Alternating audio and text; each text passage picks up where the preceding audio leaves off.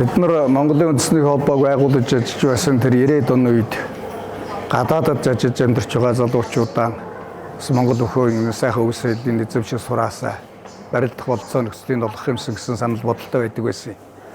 Гэтэл одоо Европт ажиллаж амьдарч байгаа маш олон залуучууд байна. Тэдний маань дунд Францад улсад байгаа одоо Монголын үндэсний холбооны гадаад Европ дахь салбар холбоо гэж үүсч байгуулагдаад маш сайн ажиллаж байгааг юм олж мэдлээ. Тэгээд их баяртай байна.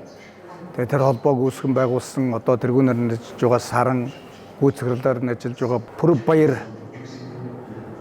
нартаа болон энэ холбоонд харьяалагдж барилдаж байгаа нийт залуучууд, Европт байгаа нийт залуучуудаа Монгол өхөөсөө суралцахын суралцаад, ёс зүйн эзэмшээд, өвөл өмжлөн гадаадд сурталчлаад, сайхан барилдаараа, сар шинээрээ сайхан шинэлээрээ гэж өрөөё. Тэгээд одоо ялангуяа жоохон баг хүүхдүүд хүртэл одоо барилдаж байгаа юм байна. Би тэр мэдээллийг олж үзлээ, зураг хөргийг харлаа.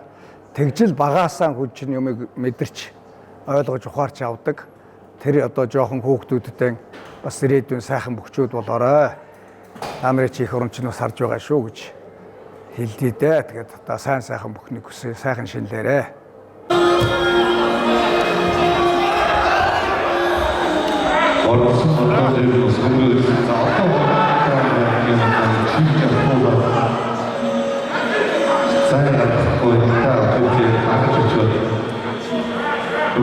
Zoom